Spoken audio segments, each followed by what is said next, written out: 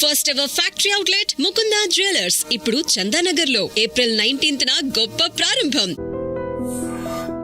సినీ ఇండస్ట్రీలోకి వచ్చినప్పటి నుంచి ఇప్పటిదాకా అలానే ఉన్నట్టున్నారు. ఏమైనా మారిందా? ఏం మారాలనుకున్నారు?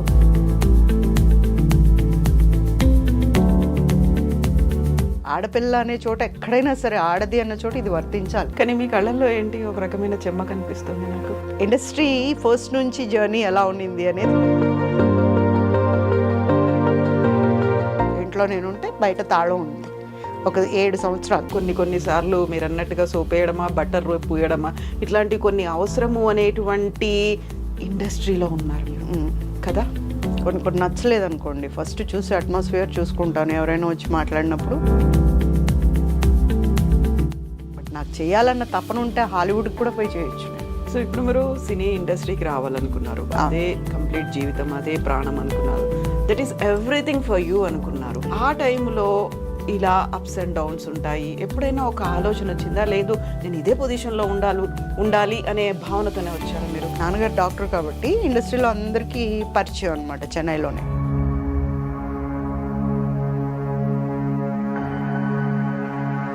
సినిమాలు చేస్తూ ఇద్దరు పెళ్ళాల ముద్దులు పోలీస్ చేసేసరికి ఇండస్ట్రీలో నాకు ప్రాబ్లం ఏంటంటే రాజేంద్ర ప్రసాద్ గారితో అయింది. కాకపోతే వరుసగా 7-8 సినిమాలు పోయాయి. మీకేమో చెయ్యాలనే ఫీల్ ఉంది. అక్కడేమో హీరో గారు వద్దన్నారు, తీసేశారు. వాట్ అబౌట్ డైరెక్టర్, ప్రొడ్యూసర్, మిగతా వాళ్ళది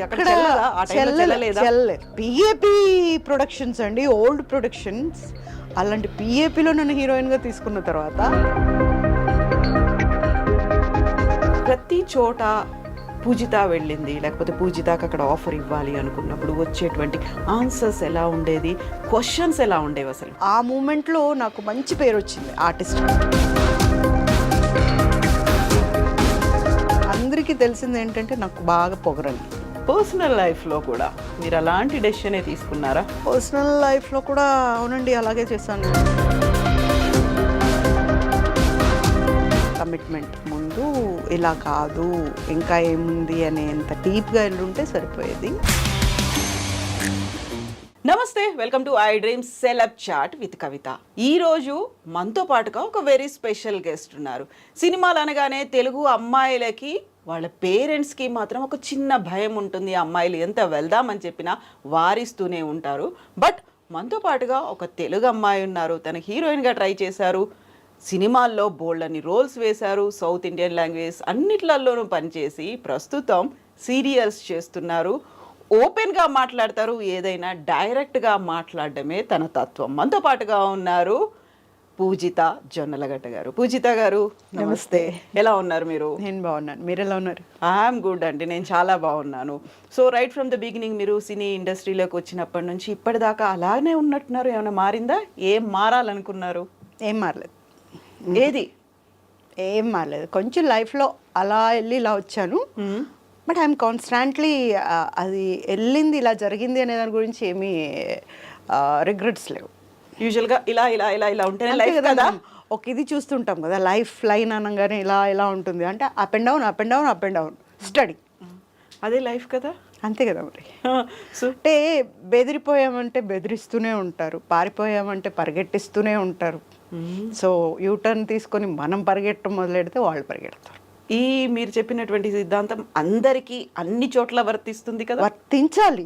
ఆడపిల్ల అనే చోట ఎక్కడైనా సరే ఆడది అన్న చోట ఇది వర్తించాలి. యూటర్న్ తీసుకోవాలి, ప్రతి ఆడది తీసుకోవాలి. ఎంతసేపు కూర్చొని ఏడుస్తారండి? వంటింట్లో ఏడవటం, లేదా ముసుగు పెట్టుకొని ఏడవటం, లేదా పక్కకు పోయి ఏడవటం, లేదంటే చచ్చిపోవటం. ఎవరి కోసం చచ్చిపోతారు? మనకు ఫస్ట్ బర్త్ సర్టిఫికేట్ దేవుడు ఇచ్చినప్పుడు, మనల్ని పంపించినప్పుడు భూమి మీదకి, బర్త్ సర్టిఫికేట్ ఫస్ట్ ఇలాగే చూసుకుంటాం. ఎందుకంటే పుట్టాం కాబట్టి పండగలు చేసుకుంటారు. బట్ దాంతోపాటే వీసా కూడా ఇచ్చుంటాడు ఆయన. వెనక్కి తిరిగేస్తే పోయే కాలం కూడా ఎప్పుడో రాసి ఉంటుంది అక్కడ. ఎక్స్పైరీ డేట్ ఎప్పుడు ఉంది అనేది ఉంటుంది. అది చూడరు, ఎందుకంటే అది బాధకు సంబంధించింది కాబట్టి. సో ఏదో ఒక రోజు పోవాల్సిందే. అంతవరకు ఎవరి కోసమో పోవాల్సిన అవసరం లేదండి. కష్టం వచ్చింది, ఆదుకునే వాళ్ళు లేరు, ఏం చేస్తే మనం నిలబడగలుగుతామో దాని గురించి ఆలోచించాలి, అంతే. సో పూజిత గారిలో ఒక తత్వం ఎప్పటి నుంచి డెవలప్ అయింది? ఇది ఎప్పుడు ఇంతే మొండిదాన్ని, అసలు భయం తెలీదు. అలాగే నేను ఇలా అన్నానంటే వాళ్ళు బాధపడతారని కూడా నేను నిజం చెప్తాను కాబట్టి బాధ కాసేపే ఉంటుంది. బట్ ఇంటికి వెళ్ళి ఒక 2 నిమిషాలు పక్కన కూర్చొని ఆలోచిస్తే ఇలా అనేస్తుంది ఏంటి మొహాన అనుకుంటే ఆ నిజం ఏంటి తెలుస్తుంది. బట్ నాకు సోప్ వేయటం ఐస్ వేయటం రాదు, డైరెక్ట్గా చెప్పేస్తాను ఏదైనా కానీ. కాకుంటే మనకు కొంచెం బెనిఫిట్ జరగాలి, మనం బాగుపడాలి అనుకున్నప్పుడు కొన్నిసార్లు మీరు అన్నట్టుగా సోప్ వేయడమా, బటర్ పూయడమా, ఇట్లాంటి కొన్ని అవసరము అనేటువంటి ఇండస్ట్రీలో ఉన్నారు మీరు కదా. కానీ నేను వేయను, వెళ్ళిపోతా, పక్కకి వెళ్ళిపోతా, అడగను అలాగా. కొన్ని నచ్చలేదు అనుకోండి, ఫస్ట్ చూసి అట్మాస్ఫియర్ చూసుకుంటాను. ఎవరైనా వచ్చి మాట్లాడినప్పుడు ఏంటి పరిస్థితి అని అడుగుతాను.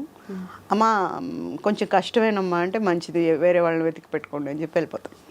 బట్ మళ్ళీ అడగటం, వెనక్కి తిరిగి చూడటం ఉండవు. వేరే ఎక్కడో రాసి ఉంటుందండి మన కోసం. నేను కావాలనుకునే వాళ్ళు తప్పకుండా ఉండే ఉంటారు, పిలుస్తారు నన్ను. కొంచెం లేట్ కావచ్చు, బట్ నాకు చేయాలన్న తపన ఉంటే హాలీవుడ్కి కూడా పోయి చేయొచ్చు. నేను ఆ తపన ఉండాలి. చాలాసార్లు నేను పడిపోయాను. వివేకానంద గారు చెప్పినట్టు కెరటం పడిపోతుంది, మళ్ళీ లేస్తుంది. అలాగే మనిషి కూడా పడిపోతే లేవటానికే ట్రై చేయాలి ఎప్పుడు కూడా, అక్కడే ఉండిపోకూడదు. అది కాదు మన ఎండ్, ఎక్కడో ఉంది మన ఎండ్. అప్పటిదాకా లేస్తూనే ఉండాలి, లేవాలి, పోరాడాలి, జయించాలి, అప్పుడు నవ్వాలి. యా, కానీ మీ కళ్ళల్లో ఏంటి ఒక రకమైన చెమ్మ కనిపిస్తుంది నాకు.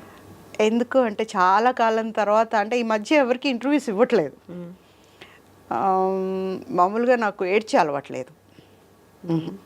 నానున్నప్పుడు మాత్రం ఎక్కడెక్కడంత అన్ని షూటింగ్స్కి వెళ్ళిపోయి వచ్చిన తర్వాత నాన్నెప్పుడు నా దగ్గరే ఉండేవారు.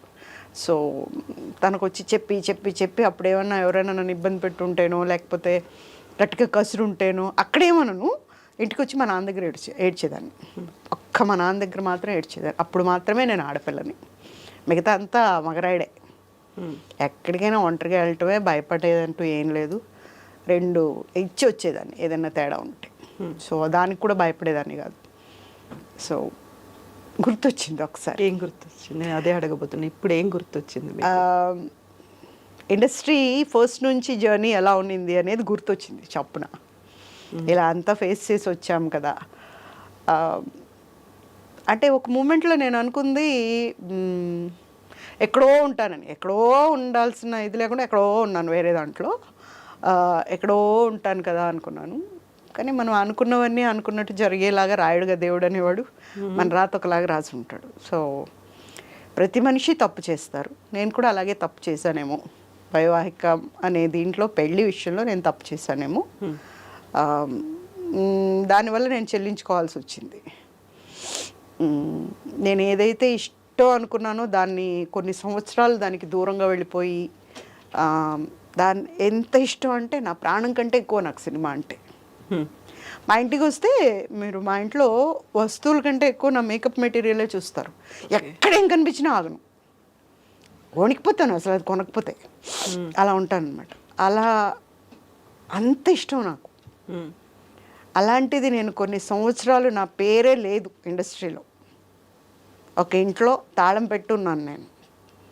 ఇంట్లో నేను ఉంటే బయట తాళం ఉంది ఒక 7 సంవత్సరాలు. ఎందుకలా? చెప్తున్నాను కదా, స్వయంకృత అపరాధం అంటారు. పెళ్ళి అనేది స్వయంకృత అపరాధం. నా విషయంలో అందరినీ అనట్లేదు నేను, ఎవరిని అంటే అందరికీ అలాంటి రాతలు రాసుండడు దేవుడు, నాకు రాశాడు.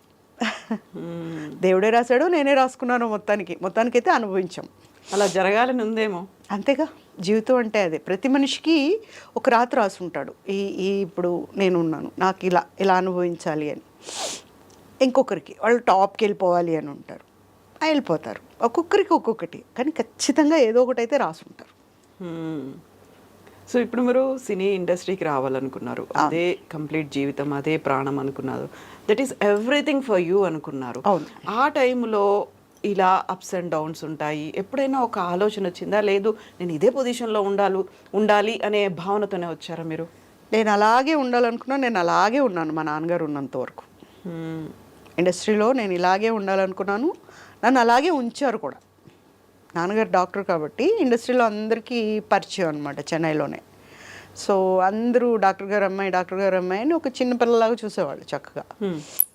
అండ్ ఏదైనా అవకాశం అంటే ఫస్ట్ నాన్నగారికి ఫోన్ చేసి చెప్పేవాళ్ళు, పాపను అక్కడికి పంపించండి లేదా తీసుకుని వెళ్ళండి, మీరు పలానా చోట అవకాశం ఉంది, బాప పేరు చెప్పాము అని చెప్పేవాళ్ళు. సో అక్కడికి వెళ్తే కన్ఫర్మే, ఏది ఫెయిల్ అవ్వాల. ఇంకొకటి సినిమాలు చేస్తూ ఇద్దరు పెళ్ళాల ముద్దులు పోలీస్ చేసేసరికి ఇండస్ట్రీలో నాకు ప్రాబ్లం ఏంటంటే ఇది రాజేంద్ర ప్రసాద్ గారితో అయింది. ఆయనకు నేను నచ్చలా, నా స్ట్రైట్ ఫార్వర్డ్నెస్ నచ్చలా. సో ఒక్కసారిగా మా సినిమా హిట్ అయ్యేసరికి బోల్డ్ సినిమాలు వచ్చినాయి ఆయన పక్కనే, టపా టపా టపా పీక్ అవతల పడేశారు. వద్దన్నా సార్. ఎందుకు నచ్చలేదు స్ట్రైట్ ఫార్వర్డ్గా ఉంటే? అదే మీరు అన్నారు కదా ఇందాక, నన్ను తానా అనాలి, ఐస్ పెట్టాలి, తందానా అనాలి, ఇవన్నీ ఉంటాయి కదా అని. అలాంటివి మనం చేయనప్పుడు ఏమవుతుంది అంటే వాళ్ళ ఈగో గెలుస్తుంది. నేను ఈగో అని అనను, కానీ సెల్ఫ్ కాన్ఫిడెన్స్ నేను పోగొట్టుకోవడానికి ఇష్టపడను. నేను నాలాగే ఉండాలనుకున్నాను, నాలాగే ఉన్నాను. అక్కడే చెప్పాను, ఆ రోజే చెప్పాను, నేను నాకు చేయాలనే తపన ఉండాలి, కానీ నేను హాలీవుడ్లో అయినా చేస్తా. 2-3 సినిమాలు పోయినంత మాత్రాన నేను ఇండస్ట్రీ వదిలేసి వెళ్ళను. మా నాన్నగారు అదే అన్నారు, ఇప్పుడు కూడా నువ్వు చేస్తావా అమ్మా అని. ఇప్పుడు కూడా చేస్తాను. కాకపోతే వరుసగా 7-8 సినిమాలు పోయాయి, మీకేమో చెయ్యాలనే ఫీల్ ఉంది. అక్కడేమో హీరో గారు వద్దన్నారు, తీసేశారు. వాట్ అబౌట్ డైరెక్టర్, ప్రొడ్యూసర్, మిగతా వాళ్ళది అక్కడ చెల్లలా. పిఏపి ప్రొడక్షన్స్ అండి, ఓల్డ్ ప్రొడక్షన్స్. అలాంటి పిఏపిలో నన్ను హీరోయిన్గా తీసుకున్న తర్వాత ప్రొడ్యూసర్ గారు అయితే ఈ పాప చాలా బాగుంది, ఈ పాప బాగా చేస్తుంది, నేను చూసాను సినిమా, ఎంత బాగుంది, ఎంత బాగా చేసింది అని చెప్పి అడ్వాన్స్ కూడా ఇచ్చారు. నెక్స్ట్ డే మార్నింగ్ కాల్ వాళ్ళ మేనేజర్ చేశారు, ఆయన చేయలేకపోయాడు నాకు పాపం. మళ్ళీ నాన్నగారు ఆఫీస్కి వెళ్తే, సార్ ఐఎమ్ వెరీ సారీ, నేను ఫేస్ చేయలేకపోతున్నాను మిమ్మల్ని, ఎలా చెప్పాలో కూడా నాకు అర్థం కావట్లేదంటే, మీరు నాకేం చెప్పద్దు సార్, మీరు అడ్వాన్స్ ఇచ్చారు, మా అమ్మాయి చేయనప్పుడు మాకెందుకు అడ్వాన్స్ తీసుకోండి అని రిటర్న్ ఇచ్చొచ్చేసారు. అంతే. ఇంకా తర్వాత ఐ టు సిట్ క్వైట్, ఏం చేయాలి అని. క్యారమ్ బోర్డ్ ఆడుకునేవాళ్ళం నేను మా డాడీ. ఆడితే మామూలుగా మా డాడీ ఒక్కసారికి 4 కాయిన్స్ వేసేవాళ్ళు. అలాంటిది ఆ కోపానికి 4 కాయిన్స్ వేసాను అనమాట నేను. మా డాడీ అబ్బా భలే ఆడుతున్నావు అమ్మా, బాగా నేర్చుకున్నావు అన్నట్టు. లోపల కసి వేరే ఉంది, ఆ కసితో ఆడాను అనమాట. అప్పుడు అనిపించింది, సరే చూద్దాం, మొత్తానికి చేయలేకపోతే ఏదో ఒకటి రాసే ఉంటాడు కదా ఇంకొకటి అయితే. ఆటోమేటిక్గా ఇప్పుడు నేను ఇక్కడ సక్సెస్ అవ్వలేదండి, నాకంటూ ఇంకోటి ఏదో ఉంటుందిగా, ఏముంటుందో చూద్దామని. కానీ ఇంటికి వెళ్ళిపోదామన్నా కూడా నేను రానన్నా, నేను ఇక్కడే ఉంటా, నేను ఇక్కడే తేల్చుకుంటా ఏదైనా కానీ. మొత్తానికి లేదన్నప్పుడు చూద్దాం, అంతవరకు అయితే నేను ఇక్కడే ఉంటాను. బట్ అక్కడి నుంచి మళ్ళీ నేను హైదరాబాద్ వచ్చాను. ఆల్ హీరోయిన్స్ అంటే ఇండస్ట్రీ రావాలి అన్నప్పుడు వచ్చిన ఫస్ట్ హీరోయిన్ నేనే, హైదరాబాద్కి వచ్చిన హీరోయిన్. అప్పుడేమో దాసరి సార్ను గురుగారు, ఆయనే నాకు ఎక్కువ సినిమాలు ఇచ్చింది కూడా. రామానాయుడు గారు, మేమున్నాం పాప, నువ్వు వచ్చే పాప అట్లా. మా నాన్నగారికి క్లాస్మేట్ రామానాయుడు గారు. ఓకే. సో పాప వచ్చే, ఏం కాదు మేము చూసుకుంటామన్నారు. ఏమీ చూసుకోలేదు. ఇక్కడికి వచ్చాక హీరోయిన్గా ఇవ్వనే లేదు. ఈ ఒక్క క్యారెక్టర్ చేయి, నెక్స్ట్ నువ్వే హీరోయిన్గా అనౌన్స్ చేస్తానన్నారు ఆయన. కొండపల్లి రత్తయ్య అనే దాంట్లో క్యారెక్టర్ చేశారు. అది ఎవరు దొరకలే ఆ రోజు, చాలా పెద్ద డైలాగ్స్ ఉన్నాయన్నమాట. అప్పుడు దాసరి గారు డైరెక్షన్ కదా, ఆయనే కొండపల్లి రత్తయ్య యాక్ట్ చేస్తున్నారు. పూజ నువ్వు చేయమ్మా, నెక్స్ట్ చేద్దువు కానీ. సరే అన్న. దాసరి గారికి ఒక అలవాటు ఉంటుంది, ఎప్పుడు స్క్రిప్ట్ పెట్టుకొని సీన్ చేయరు ఆయన, నోటితో చెప్తారు. సిచ్యుయేషన్ చెప్పేసి నోటితో డైలాగ్స్ చెప్తారు. ఏంటి అంట, ఏంటి అదే ఏంటని అడుగుతున్నావు, నాకేం తెలీదు, ఏమో ఏంటి అని అడిగితే ఏముందో అనుకుంటున్నాం, ఇలా చెప్పాలన్నమాట. న్యాచురల్గా వెళ్ళిపోవాలి. అట్లా సీన్ అయితే దగ్గర దగ్గర 45 minutes చేసాం. ఓకే. నానక్రామ్గూడలో ఒక టెంపుల్లో. అప్పుడు చూసి చూసి చూసి కట్ చెప్పారు వాళ్ళే. ఆ సీన్ ఎటుపోతుందో తెలియదు, మొత్తానికి ఇద్దరం మాట్లాడుతున్నాం.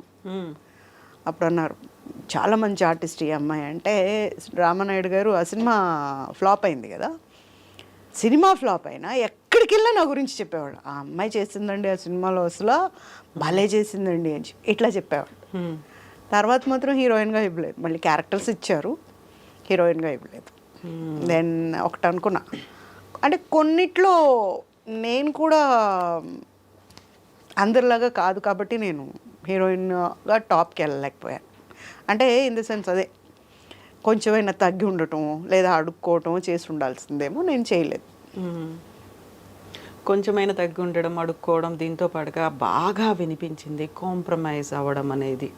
అలాంటివి కమిట్మెంట్లు అలాంటివి జరగనప్పుడే కదా మరి ఇలాంటివి అవుతాం, మనం ఇక్కడే ఉంటాం. వేరే వాళ్ళు పైకి వెళ్తూ ఉంటారు. అలాంటివి చేయలేకపోయామండి, ఎందుకంటే ఏమో అది మన దాంట్లో లేదు, మన హిస్టరీలో అది లేదు. ఇప్పుడు మీరు రాజేంద్ర ప్రసాద్ గారి దగ్గర నుంచి ఆ ఒక నో అనేది వచ్చిన తర్వాత 7 సినిమాలకి మిమ్మల్ని తీసేసిన తర్వాత ఆయన ఒక స్ట్రగుల్ ఉంది. ఆ తర్వాత మళ్ళీ హైదరాబాద్కి వచ్చిన తర్వాత సేమ్ అలాంటి సిచ్యువేషనే అనేది ఎదురైపోయింది. ప్రతి చోట పూజిత వెళ్ళింది, లేకపోతే పూజితకు అక్కడ ఆఫర్ ఇవ్వాలి అనుకున్నప్పుడు వచ్చేటువంటి ఆన్సర్స్ ఎలా ఉండేది, క్వశ్చన్స్ ఎలా ఉండేవి అసలు? వెళ్ళగానే అందరికీ తెలిసింది ఏంటంటే నాకు బాగా పొగరని. అండ్ ఆ మూమెంట్లో నాకు మంచి పేరు వచ్చింది ఆర్టిస్ట్గా. బ్యాక్గ్రౌండ్ లేకపోయినా ఆర్టిస్ట్గా చాలా మంచి పేరు వచ్చింది నాకు, ఏమై మంచి ఆర్టిస్ట్ అనేది. సో ఆ దీంట్లో కొంతమంది నన్ను అడగలేదు, కొంతమంది ఈ అమ్మాయిని పెట్టుకోవటం అవసరం అంటారా అనుకున్నారు. ఈ అమ్మాయి కంటే బెటర్ క్యాండిడేట్ ఎవరైనా మనం చెప్పింది వినేవాళ్ళు ఉంటారు కదా, ఎందుకు అన్న దీంతో డ్రాప్ చేసుకున్న వాళ్ళు ఉన్నారు. నన్ను మ్యాక్సిమం అడిగే స్టేజ్ రాలేదు, ఎందుకంటే ఇప్పుడు ఆ ఛాన్స్ నేను ఇవ్వాల. మట మట మట మట మాడుతూ ఉంటుంది ముఖం అంటారు చూడండి, అలా ఉండేదాన్ని నేను ఎప్పుడు బాగా. సో అంత దూరం రాలేదు, కానీ ఆఫర్స్ అయితే వెళ్ళిపోయేవి. ఇంటికి వచ్చి ఇంకా అడ్వాన్స్ పంపిస్తారనో అప్పుడు, అంటే ఫస్ట్ కన్ఫర్మేషన్ అడ్వాన్స్తోనే అయ్యేది. సో ఇప్పుడు మేనేజర్ తీసుకొస్తాడు ఇంటికి అనేసి ఇంట్లో పోయి మనం రిలాక్స్డ్గా ఉన్నప్పుడు ఫోన్ వచ్చేది, వేరే వాళ్ళని పెట్టేశారు అంతే. అలా బెడ్ మీద దొలుతుందని హాయిగా నిద్రపోయేదాన్ని, ఇంకా టెన్షన్ లేదు, వస్తుందా రాదా అన్న ఆలోచన లేదు, హ్యాపీగా పడుకొని లేసి అంతే. మేనేజర్ దగ్గర నుంచి ఏం చెప్పేవాళ్ళు అసలు? యాక్చువల్గా ఇలాంటివి ఏమైనా ఉంటే ఎలా కన్విన్స్ చేయాలి? మరి మిమ్మల్ని అనుకున్నారు, కానీ దాంట్లో ఏమైందంటే మనం వాళ్ళు ఏదో కథ సృష్టించి చెప్పేవాళ్ళు, మేనేజర్ చెప్పలేక. మనకు అప్పుడు అర్థమైపోయేది మనం పనికిరాము వీళ్ళకి అని. అలా చాలా వరకు ఇలాంటిది ఏదైనా ఉంటే మేనేజర్లే మధ్యలో మీడియేటర్లుగా ఉంటారు, లేకుంటే ఇలాంటివన్నీ కూడా వాళ్ళకి ఇంకొక ఆర్టిస్ట్ ఉంటారు కదా, వాళ్ళ చేతిలో కొంతమంది ఆర్టిస్టులు ఉంటారు. నేను కాకుండా వాళ్ళకి సంబంధించిన ఆర్టిస్ట్ని పెడితే వాళ్ళకి కమిషన్ వస్తుంది, okay, and they get good name కదా. ఇప్పుడు నేను అనుకోండి నా పాటికి నేను పోతా, నేను ఎవరిని పట్టించుకోను. ఈ కమిషన్ అన్నారంటే నేను మొహానే అడిగేస్తా, ఇదేం పనండి అని. ఓకే, కష్టంలో ఉంటే మనముగా మనం ఇచ్చేది తృప్తినిస్తుంది. నువ్వు ఒక రేట్ పెట్టుకొని ఈ రేట్ నాకు ఇవ్వాలి అంటే నాకు మండుతుంది. ఎందుకు ఇవ్వాలి నీకు? నన్ను తీసుకుంటుంది వాళ్ళైతే నేను నీకు ఇవ్వటం ఏంటి కమిషను? తర్వాత నాన్నగారు ఒక పిఎన్ పెట్టారు చూసుకోవటానికి, ఒక పెద్ద ఆయన్నే పెట్టారు. మా కర్మకి ఆయన ఎలాంటోడంటే ఆయన కూడా మా అలాంటోడే. సార్ వాళ్ళు కొంచెం ఎక్కువ మాట్లాడుతున్నారు సార్, వాళ్ళు వద్దు సార్ మనకి, ఆయనే చెప్పేసేవాడు ముందు. సో ఎక్కడైనా జరుగుతుంది అని కూడా లేదు. ఒక సంజీవ్ రెడ్డి గారు అని డైరెక్టర్ గారు ఉన్నారు కదా, శ్వేతనాగు, సౌందర్యతో చేశారు. ఆయన కోపిష్టి బాగా. నేను అప్పుడే కొత్తగా వచ్చి ఇండస్ట్రీలో చేస్తున్నా, 4-5 సినిమాలు చేస్తున్నా. అప్పుడు ఆయన అడిగారంట ఈ అమ్మాయిని డేట్స్ కావాలి అని అడిగితే ఈయన ఇంటికి వచ్చి, సార్ మీ అమ్మాయిని తీసుకుని ఊరు వెళ్ళిపోండి కానీ ఆ ఏదోకి మాత్రం ఇవ్వద్దండి అని చెప్పాడంట. ఎందుకలా అంటే అంత కోపిష్టి అనమాట ఆయన. మీ అమ్మాయి అంతే, ఇద్దరికి రోజు గొడవలే ఉంటాయి, సినిమా జరగదు, లేనిపోని గోళ్ళు వస్తాయి సార్, మొత్తం పేపర్లలో మీరే ఉంటారు, వద్దు అని చెప్పాడంట. సో ఆయన మొన్న నాకు ఈ సీరియల్ డైరెక్టర్ అనమాట ఆయన, ఇప్పుడు నేను చేసిన సీరియల్ డైరెక్టర్. ఇప్పుడు ఆయన చెప్పారు, నేను నీ డేట్స్ ట్రై చేశాను తెలుసా పూజిత అంటే, తెలుసు సార్ మీకు బాగా పొగరంట కదా అన్న. ఇలా చూసాను ఆయన, అదేంటి అలా అన్నావు అని. అవును సార్ మాకు డేట్స్ చూస్తున్న అంకుల్ చెప్పారు మీకు బాగా పొగరంట, నాకు కూడా పొగరే కదా, అందుకని 2 పొగర్లు పనిచేయవు, ఒకే ప్లేస్లో ఉండకూడదు, అందుకని డ్రాప్ అయిపోయాం సార్.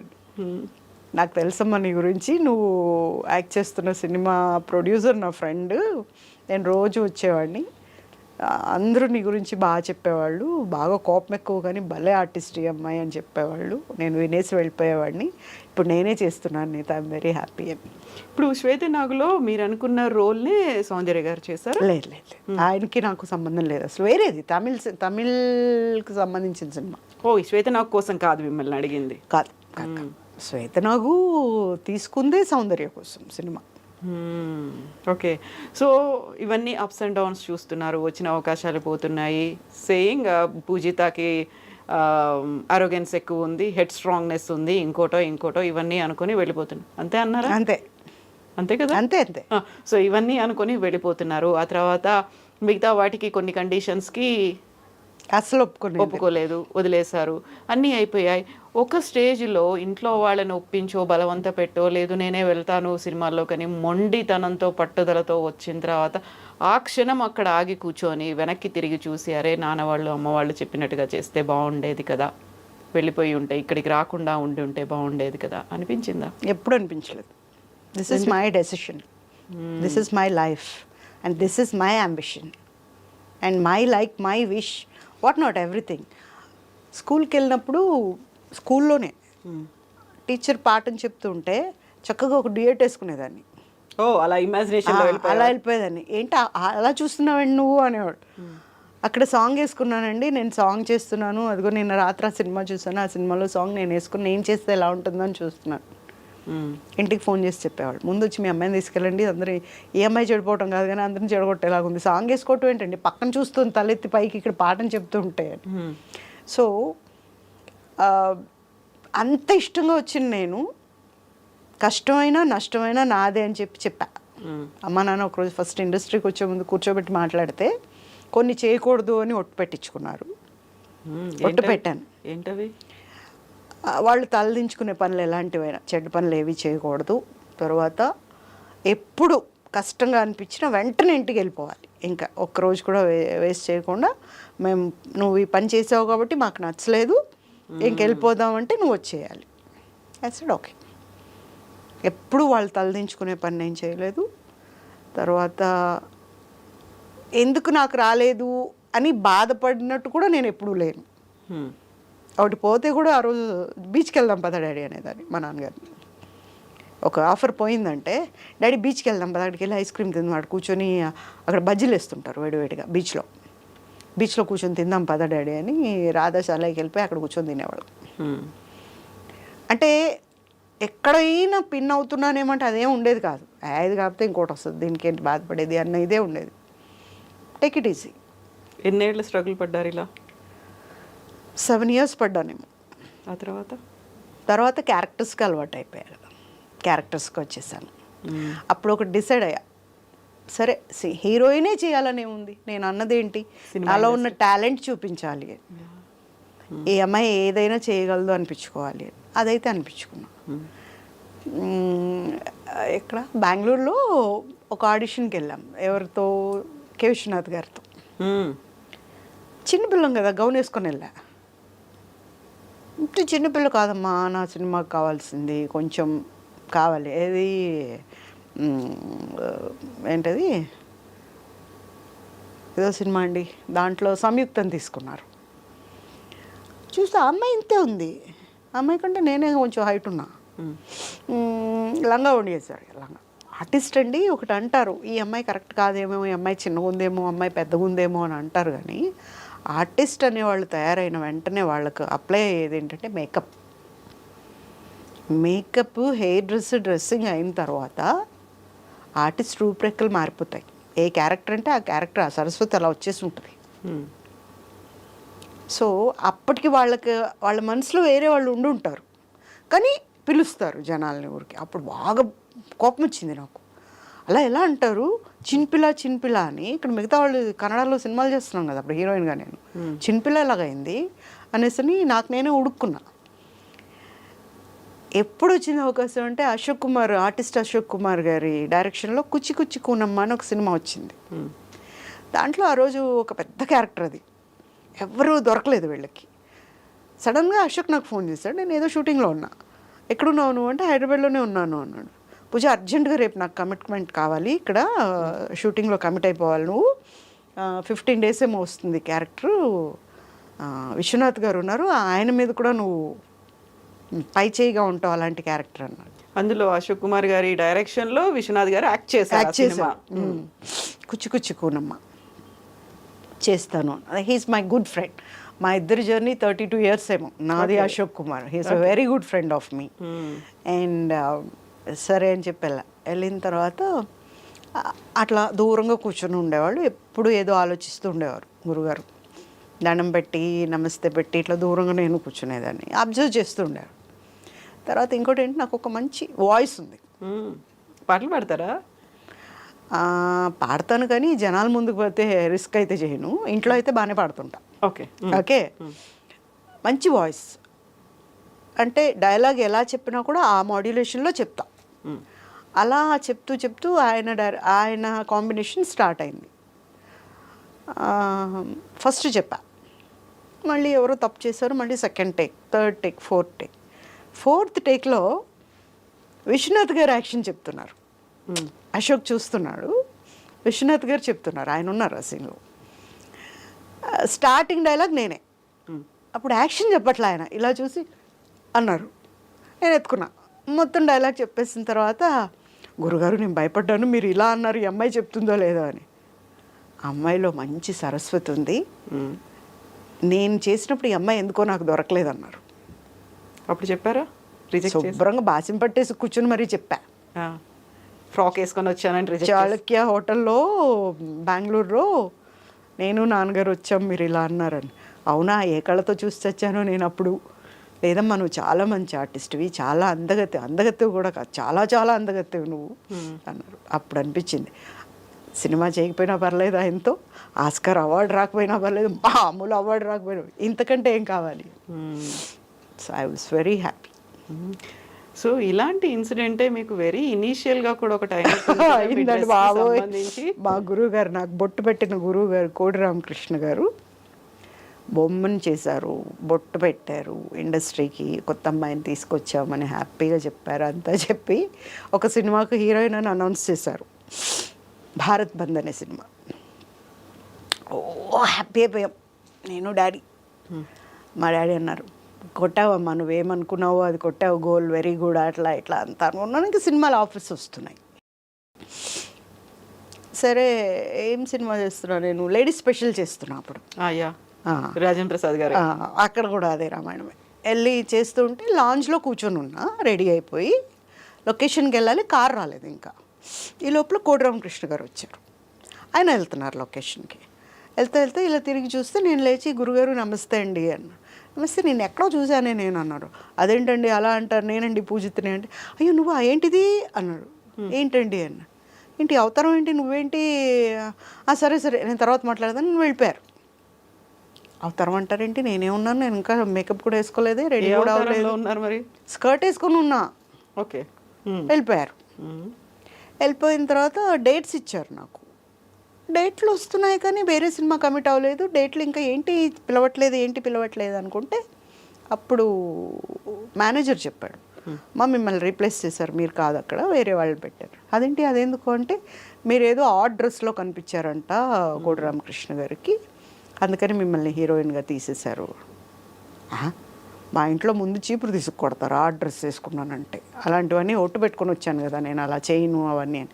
ఎక్కడ వేసుకున్నాను, ఏం వేసుకున్నాను, ఎప్పుడు కనిపించాను నేను గురుగారికి అనుకుంటే, లాంజ్లో మాత్రమే కనిపించాను. అప్పుడు మాత్రం ఏంటి అవతారం అని అన్నారు.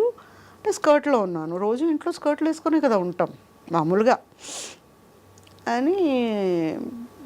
మా డాడీ దగ్గరికి వెళ్ళి, స్కర్ట్ వేసుకున్నందుకు ఏమన్నా హర్ట్ అయ్యారేమో ఆయన, అలా ఎందుకు అనేసి అంటే, అప్పుడు మేనేజర్ బాగా చెప్పావమ్మా, అదే స్కర్ట్ వేసుకొని ఉన్నావంట నువ్వు, అందుకని నిన్ను మార్చేశారు.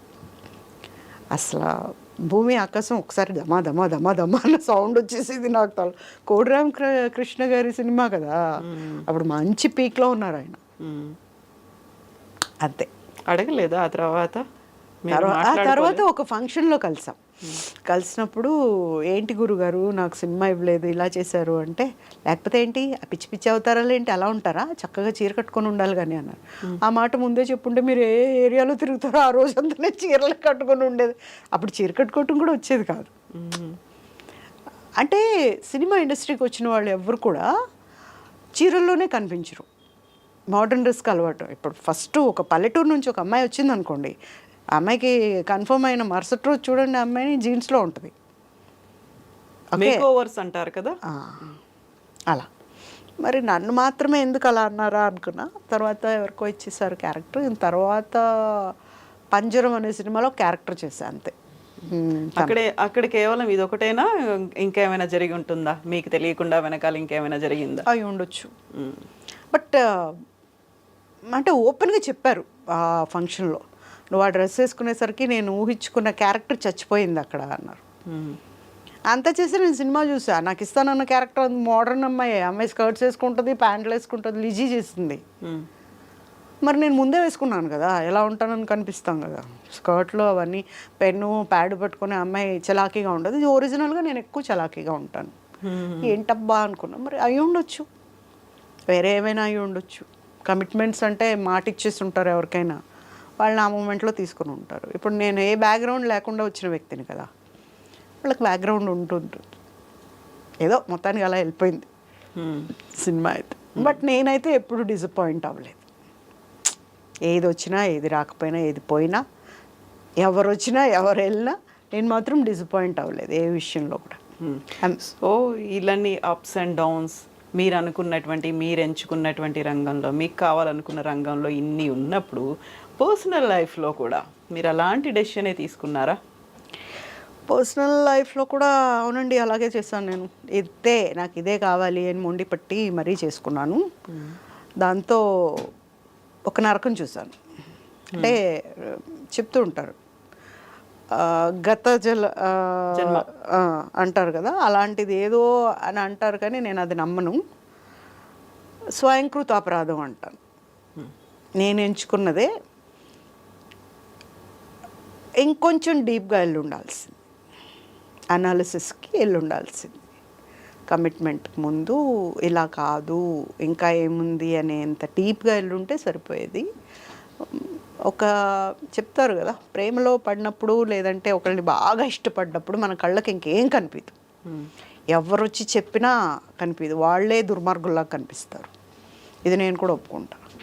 మా నాన్నగారు అప్పటికీ dad use to tell me think, ఎందుకంటే నువ్వు చిన్నపిల్లవు కాదు, నేను చెప్పినా నువ్వు వినవు, అండ్ నువ్వు ఒకటే అంటావు నాకు ఇష్టమైంది నేను కష్టపడ్డా కూడా పర్లేదు అంటావు, కాబట్టి ఇంకా ఆలోచించు అన్నారు. ఆలోచించినా కూడా మనకు రాసిపెట్టుంది, అది మనకి ఇలా జరగాలి అని రాసిపెట్టుంది. But I never expected that. అక్కడ బాగా షాక్ తిన్నా. ఏంటి ఇది నిజమా, ఇలా జరుగుతుందా, ఇలా జరిగిందా అని కూడా షాక్ తిన్నా. తర్వాత పడరాని కష్టాలు పడ్డా, పరిగెట్టించారు, భయపెట్టారు, భయపడలేరు. భయం ఎప్పుడు వచ్చింది అంటే మా బాబు విషయంలో వచ్చింది. నాకు ఒక బాబు ఉన్నాడండి, బాబు విషయంలో వచ్చింది. అప్పుడు కూడా తగ్గలేదు నేను. కాంప్రమైజ్కో లేకపోతే ఏం చెప్తే అది చేయాలి అన్న దీనికో నేను రాలా. నా పాటికి నేను ఉన్నా. ఇప్పుడు కూడా కోర్టులో కేసు జరుగుతుంది. 9 ఏళ్ల తర్వాత కోర్టుకు వచ్చింది కేసు. ఈ ఇన్సిడెంట్ జరిగిన 9వ సంవత్సరానికి ఇప్పుడు వచ్చింది కేసు. దాంట్లో కూడా ఏం లేవు, మనం ఇచ్చిన ఎవిడెన్స్లు అవన్నీ కూడా ఏం లేవు. ఓపెన్ చేస్తే ఫైల్ లోపలంతా ఖాళీ ఉంది. ఖాళీ పెట్టుకుని ఏం గెలుస్తారండి మీరు? ఒరిజినల్స్ తీసుకున్నారు వాళ్ళు. ఇప్పుడు నన్ను మళ్ళీ వాళ్ళు నాకు హోంవర్క్ ఇస్తున్నారు, మళ్ళీ ఒరిజినల్స్. ఒక్కసారి ఇచ్చిన ఒరిజినల్స్కి మళ్ళీ ఒరిజినల్స్ ఎలా వస్తాయి? Is there any meaning? ఒకటే, ఏం జరిగితే అంతే, దేవుడి మీద భారం. ఏమైంది యాక్చువల్గా? ఒక ఫైన్ నైట్ హీజ్ యాక్చువల్గా పెళ్ళి, మీరు ఒక అబ్బాయిని సెలెక్ట్ చేసుకున్నారు, ప్రేమించారు, పెళ్లి చేసుకుంటా అన్నారు. జస్ట్ లైక్ నేను సినీ ఇండస్ట్రీలోకి ఎలా వెళ్తాను అనేది ఒక మొండిగా ఒక డెసిషన్ తీసుకున్నారు. ఇదే అబ్బాయిని పెళ్లి చేసుకుంటాను అనేటువంటి ఇంకొక సెకండ్ డెసిషన్ తీసుకున్నారు. సరే, అక్కడ ఆటుపోట్లు ఎన్ని ఉన్నప్పటికీ ఇండస్ట్రీని వదిలిపెట్టలేదు మీరు. బట్ ఈ సెకండ్ డెసిషన్లో మాత్రం వదిలిపెట్టే కండిషన్ వచ్చింది. యాక్చువల్గా who was that person? What happened? He's a person from press, ఆంధ్రజ్యోతిలో ఉండేవాడు తను. And he proposed and he brought తన ఇంటెన్షన్ చెప్పిన తర్వాత నేను సపోర్ట్గా ఉంటాను, నేను చూసుకుంటాను ఇండస్ట్రీలోనే కదా అది ఇది అంతా చెప్పి, అంటే అతను వచ్చినప్పటి నుండి ఏం చేశాడంటే డబ్బులు చూసుకున్నాడు, దుడ్డు. అతను మరి అంత చిన్న వయసులో ఎందుకు అన్ని అప్పులు చేశాడో నాకు ఇప్పటికీ అర్థం కాదు. ఆ అప్పులు కట్టేవాళ్ళం నేను నాన్న ఎవ్రీ మంత్ డైలీ. ఓ, రోజువారీ పెట్టుకున్నారు వాళ్ళు. ఇంకా అయిన తర్వాత వస్తే అప్పుడు ఆంధ్రజ్యోతిలో ఒక ఆయన ఎవరో మా నాన్నగారికి ఫోన్ చేసి, పువ్వు లాంటి అమ్మాయిని ఎలాంటి వాళ్ళ చేతిలో పెట్టారు మీరు, ఇబ్బంది పడుతుంది బాగా అనేసని. బట్ ఇప్పుడు ఏం చెప్పినా అయిపోయిన పెళ్ళికి మేళం పెడితే ఏమవుతుంది? వేస్ట్ అవుతుంది. అదేదో ముందు చెప్పు ఉండాలి, ఇలా కరెక్ట్ కాదని. మీ ఆఫీస్లో ఉన్న వ్యక్తి గురించి ముందు మీరు చెప్పకుండా అయిపోయిన తర్వాత చెప్తే, పెళ్ళి ఎప్పుడైనా చెప్పాలి కదా కనీసం, చెప్పలా. తర్వాత అతని మెంటాలిటీ ఏంటంటే మనకు కనిపించినప్పుడు మంచోడ్లాగా కనిపిస్తూ బయటంతా వేరే చేస్తున్నాడు. నాకు అర్థమైంది ఏంటంటే, ఫైన్ డే నాకు అర్థమైంది ఏంటంటే ఇతను బయట వేరే చేస్తూ లోపల ఒకలాగా ఉన్నాడు. ఈ లోపల ఉన్నదానికి మొత్తం ఫ్యామిలీ పడిపోయాం. మా అన్నయ్యని నెగ్లెక్ట్ ఒకడే కొడుకు మా అన్నయ్య, మా అమ్మ నాన్నకి. మా అన్నయ్యని నెగ్లెక్ట్ చేసి అతనికి ఎక్కువ ఇంపార్టెన్స్ ఇచ్చారు. అయినా తన పని తను చేసుకుంటూ పోతున్నాడు బయట. అంటే బయట ఏమో జరుగుతుంది అనే విషయం ఇప్పుడు నా నోటీస్కి రాలా. అంటే నేను ఎప్పుడైతే పెళ్ళయిందో నేను అర్థం చేసుకోలేకపోయాను. నన్ను కట్ చేస్తున్నాడు, నా ఇండస్ట్రీతో నా సంబంధాలు కట్ చేస్తున్నాడు అని నేను చాలా లేట్గా తెలుసుకున్నాను. తరువాత ఇంకా కండిషన్డ్ లైఫ్ మొదలయ్యేటప్పటికీ I'm inside of the house. నేను ఎవరితో మాట్లాడకూడదు, నా లెవెల్ పెరగకూడదు, నా లెవెల్ చూపించకూడదు, ఓకే, అండ్ నా లిమిట్స్లో ఉండాలి, హౌస్ వైఫ్ లాగా ఉండాలి అనే ఒక కండిషన్ వచ్చింది. అంటే మీ సినిమాల్లో నటించడం ఇష్టం లేదు? ఇష్టం లేదు. ఎందుకు ఇష్టం లేదు? మళ్ళీ డబ్బులు కావాలిగా, ఇష్టం లేదు. మనల్ని ఎవరు ఇప్పుడు మన ఇద్దరం వెళ్తుంటాం, నేను తను, ఎవరైనా వచ్చి నమస్తే మేడం, బాగున్నారు మేడం, మీరు భలే చేస్తారు మేడం, మేడం అట్లా మేడం అంటారు కదా. సో ఇక్కడ ఇంపార్టెన్స్ లేదు. అంటే యూఆర్ ఏ జీరో నా పక్కన. అది తట్టుకోలేకపోయాడతాను. తర్వాత ఇండస్ట్రీకి సంబంధించి ఒక స్టూడియో తీసుకొని రికార్డింగ్ రికార్డింగ్ అది పెట్టిన ఒక స్టూడియో తీసుకొని అక్కడ డెవలప్ అయ్యాడు బాగా. మోసాలు చేయటం, ద్రోహాలు చేయటం, నేరాలు చేయటం అని నేర్చేసుకున్నాడు అక్కడ. నెలల కొద్దీ ఇంటికి వచ్చేవాడు కాదు. నేను నెలల కొద్దీ మా అక్క దగ్గరికి వెళ్ళిపోయి ఉండేదాన్ని. ఇక్కడ ఉండలేము, ఎలా ఉంటాం? బాబు ఉన్నాడు, బాబుని పట్టుకొని అక్కడ ఉండాలంటే ఒక మాట మాట్లాడటానికి లేదు, ఏమీ లేదు. అలా ఉండేసరికి ఇంకా వద్దు అనుకున్నాం. ఇంకా మాట్లాడటం వేస్ట్ అని అసలు మాట్లాడలేవు. పెళ్ళైన 1 year నుంచే పెద్ద మాటలు ఉండేవి కాదు మా ఇద్దరికి. ఇంకా ఒకసారి పెద్ద యాక్సిడెంట్ అయింది తనకి. చచ్చిపోయాడు. పడుకొని పెట్టింది కూడా ఒక బ్లడ్లో, స్ట్రెచ్చర్ అంతా బ్లడ్ అయిపోయింది. ఆ బ్లడ్లో ఒక మనిషి ఉన్నాడు, ఇతను. నేను ఆ రోజు వెళ్ళకపోతే తనకు లైఫ్ లేదు. తనని మళ్ళీ లేచి నుంచోబెట్టడానికి డాక్టర్స్ నాకు చెప్పింది 1 year పడుతుందని. నేను 3 నెలల్లో నుంచోబెట్టాను. లేచిన తర్వాత ఏంటి పెద్ద పోజు కొడుతున్నావు, ఏం చేసావని నువ్వు అన్నాడు. వెనక్కి తిరిగి చూసాడు. నేను ఏం చేసినా ఇది చేశానని చెప్పుకునే అలవాటే లేదు నాకు. ఏం చేశాను, ఏం చేయలేదు, ఏమీ కాదు, ఇంకొకరు ఇరక్కొట్టకుండా చూసుకో చాలు అని చెప్పాను. కరెక్ట్గా 10 రోజులకు మళ్ళీ ఇంకోళ్ళు ఇరక్కొట్టారు. మళ్ళీ బ్లడ్ కారుతూ వచ్చాడు. నాకు యాంటీబయాటిక్ కావాలి, డాక్టర్స్ దగ్గరికి వెళ్ళి ఇస్తారు, నేను రిస్క్ చేయను, ఎందుకంటే నీకు ఆల్రెడీ ఆపరేషన్ అయింది, దాంట్లో ఏదైనా మనకు తెలిసిన మెడిసిన్ ఇచ్చామనుకో, అదేమన్నా తిరగబెట్టింది అనుకో, అదేమన్నా అయిందంటే నా మీదకి వస్తుంది. అటు పోయి మెడికల్ స్టోర్కి పోయి తెచ్చుకున్నాడు మెడిసిన్. సో అలాంటి క్యారెక్టర్ తను. And he won't give any importance to the person. నా భార్య, నా పిల్లాడు, బాగుంటాడు. ఎవరైనా ఒకసారి చూస్తే మళ్ళీ చూడకుండా ఉండలేరు, అలా ఉంటాడు. అలాంటి పిల్లాడిని పట్టించుకోడు. మా నాన్నగారు చనిపోయేదాకా ఉన్నాడండి బాగా. తర్వాత అన్నీ వేసుకొని పర్మిట్.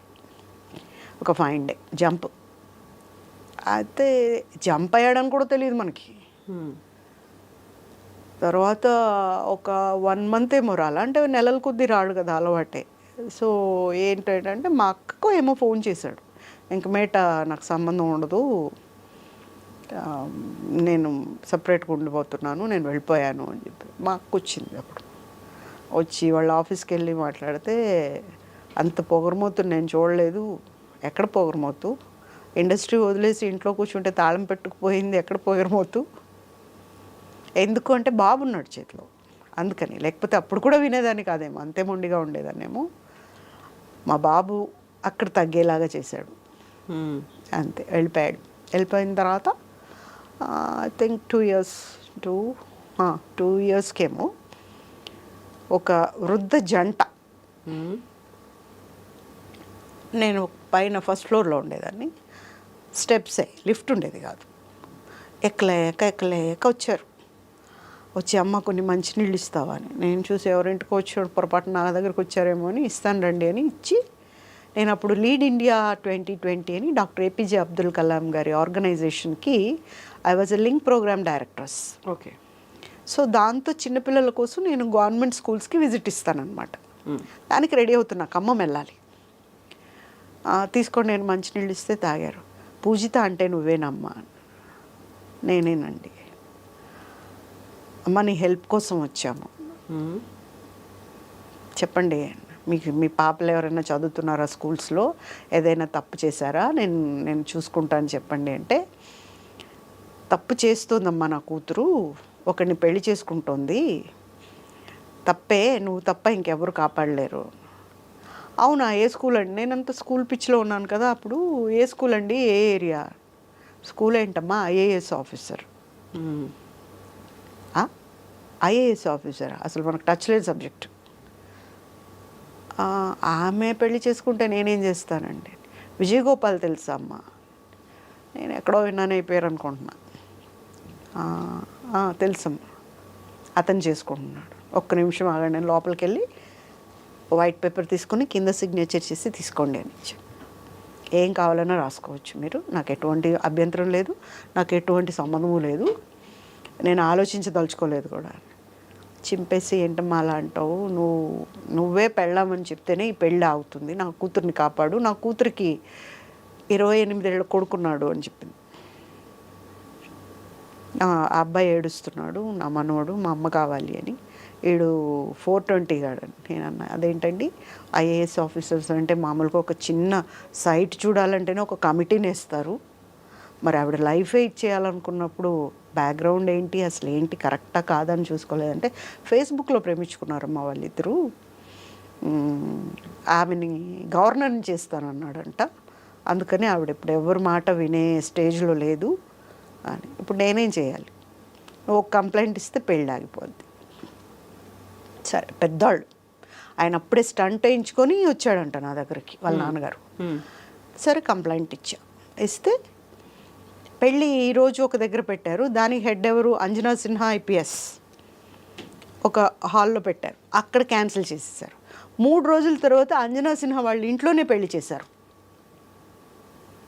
ఒక సెంట్రల్ ఆఫీసర్ అయ్యి ఆవిడ చేయకూడని పని వాళ్ళ ఇంట్లో చేశారు పెళ్ళి వీళ్ళిద్దరికి. అప్పుడు నన్ను బయట పెట్టగానే సాక్షి టీవీలో వచ్చింది ఇదంతా. వాళ్ళు అడిగారు, అమ్మ ఎట్లా ప్రూవ్ చేస్తావు నువ్వు వాళ్ళకి పెళ్ళయిందని? పెళ్ళి వాళ్ళు చేసుకున్నారు, ప్రూవ్ నేను చేయాలి. సరే వెళ్ళి ఒక దగ్గరికి రిజిస్ట్రేషన్ ఆఫీస్కి వెళ్ళి సినిమాలో లాగా రౌడీలాగా బిహేవ్ చేసి అక్కడ నుంచి ఫోటోలన్నీ తీసుకొని పారిపోయి బయటకు వచ్చేసిన తర్వాత గంటలో అక్కడ మేము ఫోటోలు తీసుకొచ్చేసాం కదా, గంటలో ఆ పేజ్ మార్చేశారు. బట్ అప్పటికే నేను ఛానల్కి ఇచ్చేసా ఫొటోస్ ఇవన్నీ. వాళ్ళు పెళ్లి చేసుకోవటం, ఇక్కడ గిల్లటం, తాళి కట్టడం, స్వీట్ పెట్టడం, 16 ఏళ్ళ బాలామణి లాగా ఆవిడ ఇతను చేయటం, అవన్నీ ఇచ్చాను. ఇప్పుడు నేను ఒకవేళ కేసు ఓడిపోతాను, బట్ నేను ఆ రోజే కేసు గెలిచా. వాళ్ళని ఎప్పుడైతే ప్రూవ్ చేశానో, నేను అబద్ధం చెప్తున్నాను అన్నప్పుడు నేను ఆ రోజే ప్రూవ్ చేశాను. సో నేను ఆ రోజే గెలిచేసా కేసు. ఏం రిగ్రెట్స్ లేవు. ఇట్లాంటి వ్యక్తి కోసమా నేను మా నాన్నగారితో మాట్లాడాను అని అనిపిస్తుంది ఇప్పుడు. అయ్యో ఏంట్రా బాబు జీవితంలో ఇది ఒకటి మైనస్ అని. ఇప్పుడు సింగిల్ మదర్, మీరు బాబు ఉన్నాడు. Yeah so happy mother, all happies, happy I can see that, happy mother. So ఇప్పటికి సడన్గా సో కొన్నిసార్లు ఎలా అయితే ఫిలిం ఇండస్ట్రీ కమిట్మెంట్ అడుగుతుంది, లేకుంటే ఇవన్నీ ఉంటాయి అనుకున్నప్పుడు, ఇక్కడ కూడా సింగిల్ మదర్ అనుకున్నప్పుడు అడ్వాంటేజ్ తీసుకోవడానికి చాలా మంది చూస్తారండి. రాయకుండా ఎందుకుంటారు?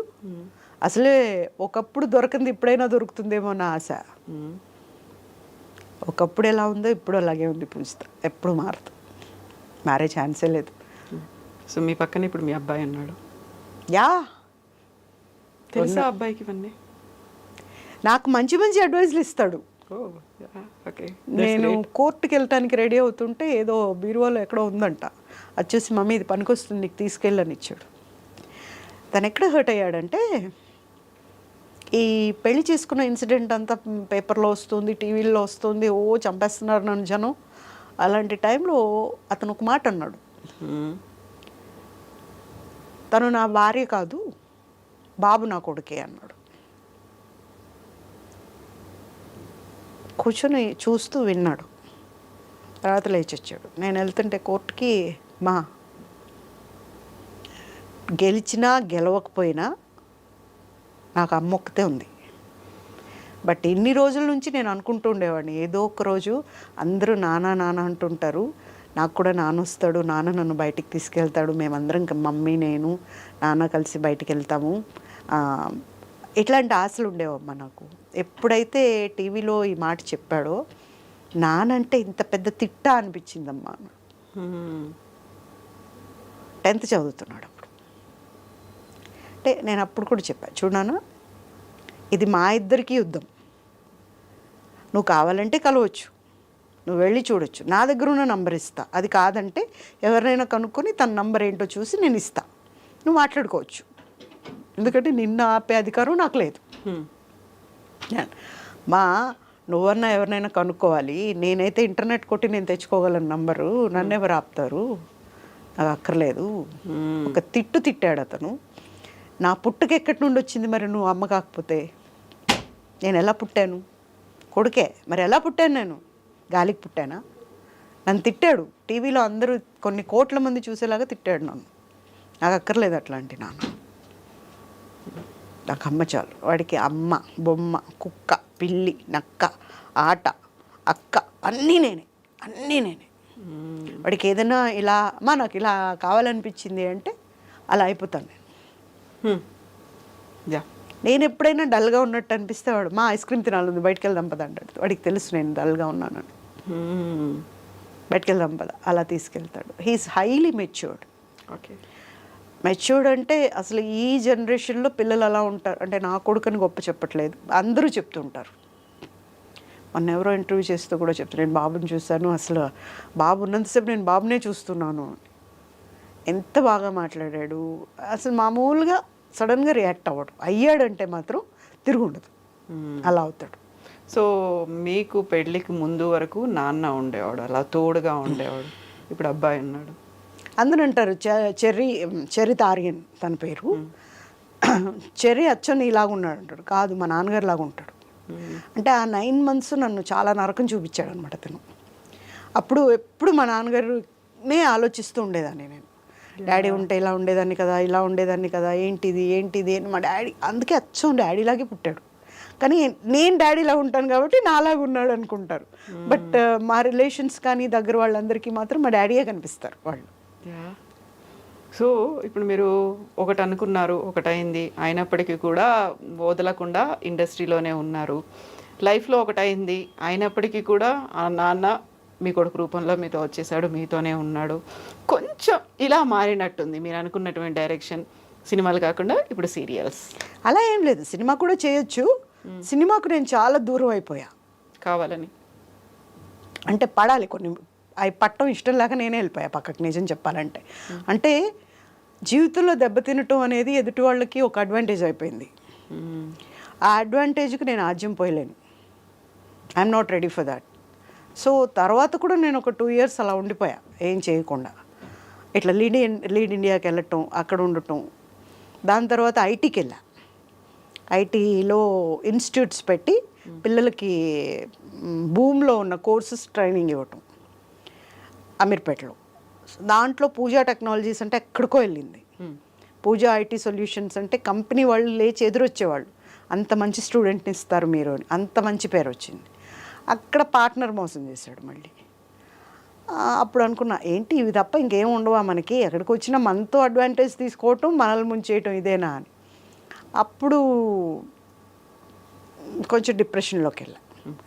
వాట్ ఈస్ దిస్, ఎవ్రీవేర్ ఇలాగే అవుతుంది ఎందుకని అని. దెన్ లీడ్ ఇండియాకి వచ్చా. అక్కడ అబ్దుల్ కలాం గారి సూక్తులు, ఆయన కరికులం చదివిన తర్వాత అరే లైఫ్ అనేది నథింగ్ అనిపించింది. అసలు ఇవన్నీ వేస్ట్, అసలు ఏమీ కాదు ఇదంతా. ఏదో చేయాల్సింది అంటే అలాంటి పని చేయాలి. నా డ్రీమ్ ఏంటి? ఇండస్ట్రీ. అదే నా డ్రీమ్. ఇవన్నీ కాదు అని మళ్ళీ ఇండస్ట్రీకి వచ్చాను. ఇప్పుడు సీరియల్కి చేసినా కూడా నాకు ఇండస్ట్రీలో, సినిమా ఇండస్ట్రీలో ఎలాంటి పేరు వచ్చిందో సీరియల్స్లో కూడా అలాగే వచ్చింది. ఇప్పుడు నేను చేసిన క్యారెక్టర్ ఉంది కదా, అభిత కుచలాంబ, కుచ్చు, అసలు ఒక ఊపు ఊపింది. అది కూడా సడన్గా ఎందుకు ఆపేశారు. ఎందుకు ఆగిపోయింది అలా? అది వాళ్ళకి ఏం ప్రాబ్లమ్స్ ఉన్నాయో మనకు తెలియదు, కానీ నాకు తెలిసి ఏదో హీరో వల్ల అని వచ్చింది టాక్. మరి అవును కాదో నాకు తెలియదు.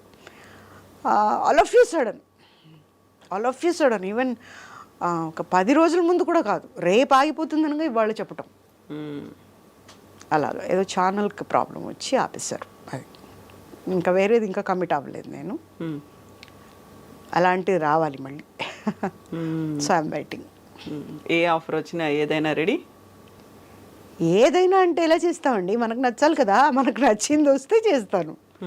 ఏదైనా అంటే ఇప్పుడు చాలా వచ్చినాయి, అలా కాదు. మనకంటూ ఇంపార్టెన్స్ ఉండాలి. మనం చేస్తే పూజితను ఎందుకు పెడతారు? నెగటివ్ క్యారెక్టర్, కానీ నా కళ్ళు బాగా పలుకుతాయి అంట. సో అలాంటివి పెడతారు, కళల్లో భావం. నెగటివ్ రోల్స్ ఎక్కువ ఉంటాయి. ఇది ఏంటంటే నవరసాలు ఉన్న క్యారెక్టర్ నేను చేసింది మొన్న. సో ఇప్పుడు అందరూ మళ్ళీ అలాంటి క్యారెక్టరే కావాలి అని చూస్తారు. అది కరెక్ట్ కాదు. అవును, ఒకసారి పడ్డ క్యారెక్టర్ మళ్ళీ ఎలా పడుతుంది? అది ఎందుకో ఒక మూమెంట్లో షీఈస్ ది మెయిన్ అనమాట. మొత్తం గేమ్కి తనే లీడ్. ఆమె లేదు అంటే ముందుకు పోదేమో అన్న మూమెంట్ కూడా వచ్చింది దాంట్లో. అలాంటి మూమెంట్ ఫేస్ చేసిన క్యారెక్టర్ అది. Really I'm greatly thankful to the producers and to the channel also. చాలా మంచి క్యారెక్టర్ వస్తుంది మళ్ళీ అలాంటివి కాకపోయినా. బట్ అది అబ్రప్ట్గా అది కూడా ఆగిపోయింది. సో ఇన్ని ఎదురు దెబ్బలు, ఇన్ని ఆటుపోట్లు, ఇవన్నీ ముందుకెళ్ళడానికి మొండి పట్టుదలతో పాటుగా ఒక ధైర్యం అనేది కూడా ఉండాలి కదా. ఆ ధైర్యాన్ని ఎవరిస్తున్నారు? ఎక్కడి నుంచి వస్తుంది ధైర్యం? ఫస్ట్ నుంచి కూడా చిన్నప్పటి నుంచి ధైర్యంగా ఉంటానండి నేను. ఒకరి ఇన్ఫ్లుయెన్సే లేదు నా మీద. ఏ డెసిషన్ తీసుకోవాలన్నా ధైర్యంగా తీసుకుంటాను. తప్పో ఒప్పో తీసుకోవటమే, ఎవ్వరు అనేది ఏమి ఉండదు. ఇప్పుడు బాబున్నాడు అన్న మాట తప్ప మామూలుగా నేను తీసుకున్న డెసిషన్స్ చెరికి కూడా తెలుసు.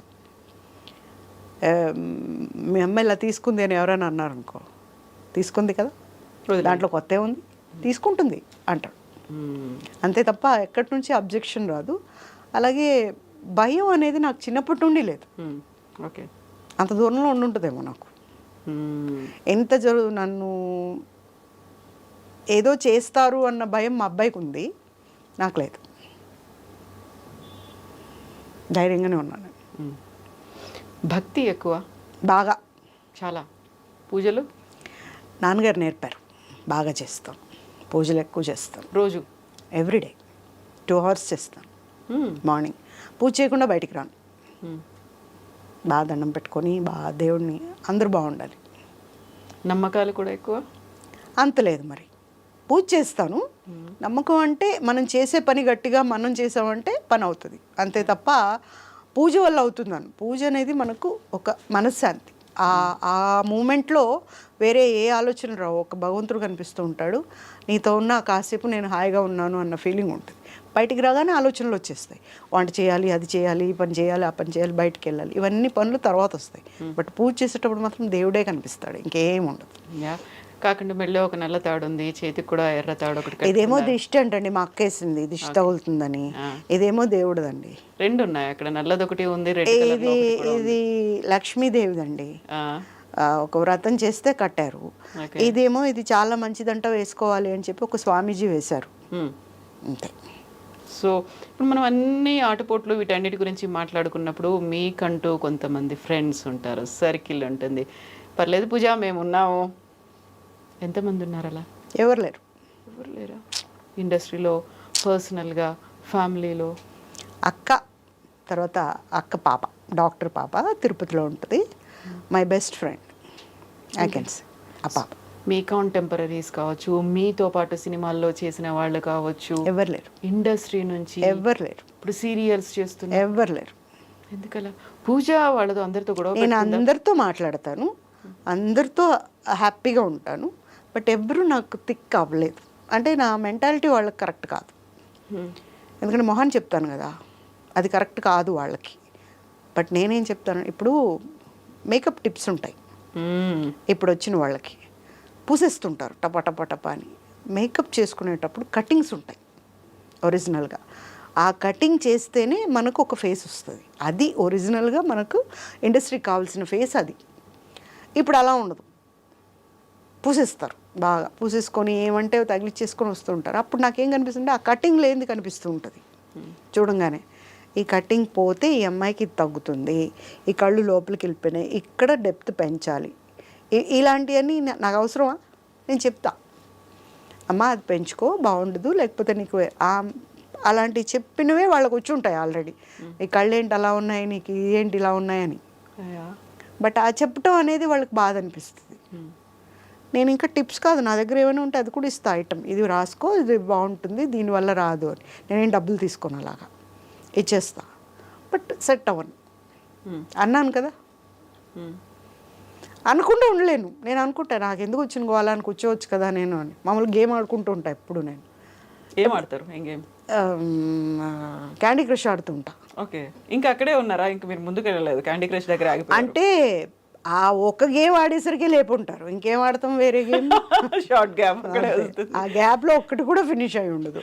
ఓకే, ఇప్పుడు 32 yearsగా అశోక్ కుమార్ గారు తెలుసు, వాళ్ళ ఫ్యామిలీ కావచ్చు, వాళ్ళు ఫ్రెండ్సా పరిచయమా ఏంటది? ఇండస్ట్రీకి వచ్చినప్పుడు కో ఆర్టిస్ట్గా తెలుసు.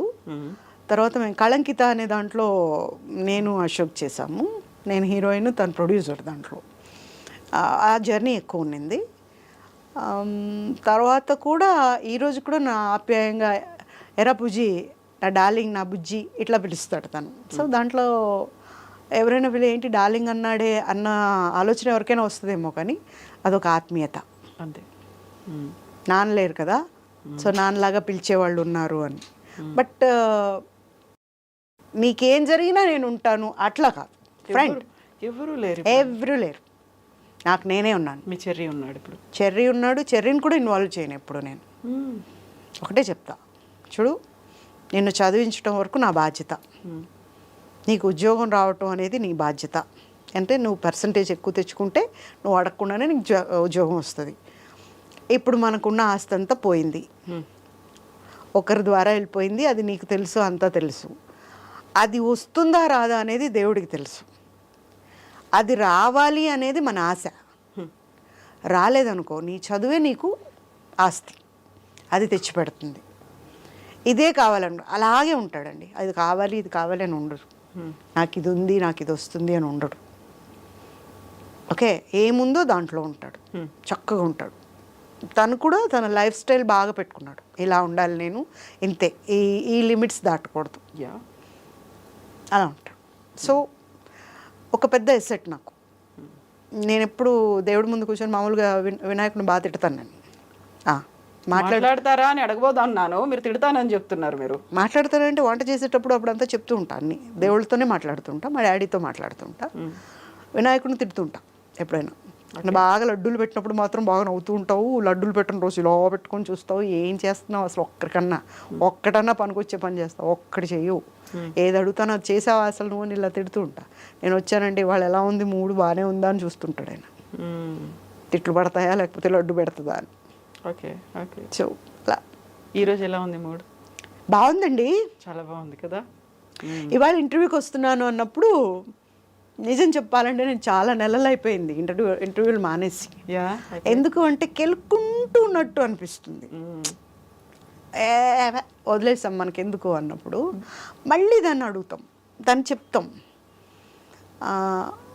మనం తప్పు చేసాం, తప్పు కనిపిస్తుంది, నేను తప్పే చేయలేదు అని చెప్పుకోవాలనుకున్న దాన్ని తప్పు చేశాను అని చెప్పుకోవాల్సి వస్తుంది. సో ఎందుకు ఇవన్నీ అన్న దీంట్లో అనిపించింది. బట్ చాలా రోజుల తర్వాత సరే అందరిని ఒకసారి పలకరిద్దాం. మామూలుగా వ్యూయర్స్ కానీ ఆడియన్స్ కానీ ఒకటి ఎక్స్పెక్ట్ చేస్తూ ఉంటారు, నేను వచ్చానంటే ఒక నిజంతో వస్తాను, అబద్ధం చెప్పను అని. వాళ్ళు నాకు ఇచ్చిన వరం అది. వాళ్ళని పూజిత గారు మాట్లాడుతున్నారంటే ఏదో పట్టుకొచ్చారు, నిజం ఉంటుంది, చెప్పండి చెప్పండి అని కింద ఉంటాయి కామెంట్స్. అయితే ఇప్పుడు మనం కెలుక్కోలేదు, ఊరికి అలా రబ్ చేసినట్టున్నాం. In the sense what I mean to say is, ఒక డైరీలో కొన్ని పేజీలు తీసేయాలి. కానీ డైరీలో అది కనిపిస్తుంది, పేజీలు తీసేసినట్టుగా కనిపిస్తుంది. కనిపిస్తుంది కదా. ఆ కనిపించకూడదు, ఏదో ఒక దరిద్రం అనుకున్నాం మనం.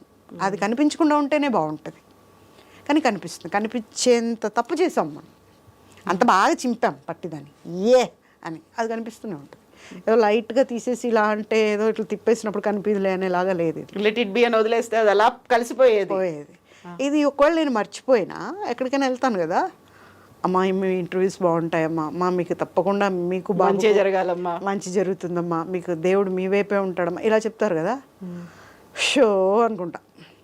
అసలు శ్రీకాళహస్తికి వెళ్ళాము దర్శనానికని, దేవుణ్ణి చూడట్లేదు, ఇలా తిరిగిపోయారు రివర్స్. నేనుంటే నాకు ఆ భయం పట్టుకుంది, స్వామి నా తప్పు కాదు ఇది అని. అమ్మ దేవుడి దగ్గరికి వచ్చారు, దేవుణ్ణి చూడండి, నన్ను చూసి మీరు అలా డిస్టర్బ్ అవ్వద్దు ప్లీజ్, నాకు పాపం వస్తుంది, బయటకు వచ్చాక మాట్లాడదాం, ముందు సెల్ఫీలు కూడా తీసుకుందాము, ఇప్పుడైతే ముందు దేవుణ్ణి చూడండి. బయటకు వచ్చాక నిజంగా వాళ్ళంతా జనం అంత చూశారు నా బాధ, ఆ పెయిన్. నువ్వు మాట్లాడింది అంత రియల్గా మాట్లాడేవమ్మా. అప్పుడు అనుకున్నా, పోన్లే నన్ను ఓదర్చడానికి మా నాన్న లేరు, నానుంటే నాన్న గుండెల మీద పడుకొని ఏడ్చేదాన్నేమో. బట్ జనం అంతా దగ్గరకు తీసుకున్నారు, అంతకంటే ఏం కావాలి. మేమంతా ఉన్నాం, మీరు అడిగారు కదా ఒక్కరైనా లేరా, అంతమంది ఉన్నారు చాలు. ఒక మాట ఉంది వాళ్ళు చెప్పడానికి, ఐఎమ్ వెరీ హ్యాపీ. ఒక మనిషే ఉండాలి అని, బాధ తీర్చడానికి ఒక మనిషే ఉండాలని లేదు. ఎంతో చాలామంది తెలుసు నాకు ఇండస్ట్రీలో, 34 ఏళ్ళు ఇండస్ట్రీకి వచ్చి, తెలీదా? తెలుసు. బట్ ఎవరిని కూడా హద్దు దాటింది లేదు, అంత మాట్లాడింది లేదు. కనిపించినప్పుడు మాట్లాడతాను బాగా. ఒక్కొక్కసారి ఇలా బాధలో ఉన్నప్పుడు, డౌన్ అయిపోయినప్పుడు వి నీడ్ ఏ షోల్డర్ అనిపిస్తుంది, పక్కన ఎవరైనా ఉంటే బాగుంది. నా కొడుకున్నాడుగా, నా కొడుకు మించిన షోల్డర్ ఎక్కడ వస్తుందండి, భలేవారే మీరు. మా అబ్బాయి ఉన్నాడు చాలు. ఇప్పుడు పెద్దవాడు అయిపోయాడు, చిన్నప్పుడు కూడా వాడి మీదే పడుకునేదాన్ని. ఇంకోటి తెలుసా మీకు, ఆ బుజ్జి చేతులతో నాకు బువ్వ పెట్టేవాడు. ఇప్పుడు కూడా అంతే, బువ్వ పెడతాడు చక్కగా కలిపి, మా దా పెడతానని. మా ఇద్దరికి గిన్నెలో కలుపు తినే అలవాటు, ఒకే దాంట్లో తినేస్తారు. ఒకే దాంట్లో నేను వాడికి పెడతాను, వాడు నాకు పెడతాడు. బుజ్జి బుజ్జిగా పెడతాడు, ఏవో చెప్తూ ఉంటాడు, అవన్నీ వినాలి, కట్ చేయకుండా వినాలి. చిన్నపిల్లల్ని పెంచడం చాలా కష్టం. నిజంగా చెప్పాలంటే నా జీవితంలో పిల్లలంటే ఇష్టం లేదు నాకు. ఇప్పుడు ఇందులో చిన్నపిల్ల ఎవరు? మీరా? నేను మీరే కదా. నేనే, ఎప్పటికీ నేనే. ఇంట్లో అందరికంటే చిన్నదాన్ని నేనే. మా వంశం అంతా కూడా నన్ను ఈ రోజుకి అలాగే చూస్తారు. మా బాబు వచ్చాక మా బాబు కూడా అలాగే చూస్తాడు. మీ నాన్న కదా వచ్చింది నాన్న కాబట్టి తెలుసు. ఎంత ఏమో తెలీదు, నానే అలా చూస్తాడు. ఇంకేదో కావాలను, ఇంకెవరో వచ్చి ఓదార్చాలను అనిపించదు. ఇది చాలా అనిపిస్తుంది. సో బోల్డ్ అంత లాంగ్ స్టోరీ. యా జరిగిపోయింది. సరే, if I made you. No not at all. అది scratching or like going deep inside? No, nothing like that. ఒక్కసారైనా బయటికి రావాలంట లోపల ఉన్నది. బయటికి వచ్చేస్తే మళ్ళీ ఒక 2 ఏళ్ళకి హాయిగా ఉంటుంది, నిండిపోయి ఉంటుంది కదా, ఎక్కడ చెప్పుకోవటానికి. ఫ్లష్ అవుట్ చేసేసుకుంటూ ఉండాలి. ఎవరితో ఈ టాపిక్ మాట్లాడడం, ఎవరు నన్ను మాట్లాడరు, ఎందుకంటే హర్ట్ చేస్తామేమో అన్న భయం వాళ్ళకు ఉంటుంది. అమ్మాయి నవ్వుతుంది, హ్యాపీగా ఉంది, తను ఎవరిని పట్టించుకోకుండా ఉంది, ఇలాంటప్పుడు ఎందుకు అలాంటివి మాట్లాడటం. కొంతమంది తెలియనప్పుడు అడుగుతారు, ఏమనుకోకుండా మళ్ళీ లాస్ట్లో ఉంటారు, నీలాగా ఉండాలని కోరుకుంటాం మేము లైఫ్ అంతా. చాలామంది ఈ లీడ్ ఇండియాలో నేను చేసిన తర్వాత ఆడపిల్లలందరికీ ధైర్యం నేనే, అందరికీ ఇన్స్పిరేషన్ నేనే. బతికితే పూజా దీది లాగా బతకాలి అంటారు. Okay, great compliment. డెఫినెట్లీ చిన్నపిల్లలు పైగా. నేను అదే అంట, నేను పడిపోతే నన్ను చేయి పట్టుకొని లేపుతారంటే, మీరు పడిపోరు పూజా దీది, మీరే నిలబెడతారు అందరినీ అంటారు. సో వాళ్ళ కాన్ఫిడెన్స్ అంటే మనం ఎక్కడ తొణకలా, ఇది అలాగే ఉంది. దేవుడి దయ అలాగే ఉండాలి నేను. సో ఇప్పుడు మీరు తెలుగు అమ్మాయిల కోసమో, తెలుగు ఫిల్మ్ ఇండస్ట్రీలోకి రావాలనుకుని ఉత్సాహపడుతున్న వాళ్ళ కోసమో, పేరెంట్స్ కోసమో చెప్పాలంటే ఏం చెప్తారు? ఎందుకంటే బోల్డ్ అండ్ ఇష్యూస్ మీరు రైట్ ఫ్రమ్ ద బిగినింగ్ చూస్తున్నారు, స్టిల్ దట్ ఈస్ ఆన్. ఏం చెప్తారు వాళ్ళకి?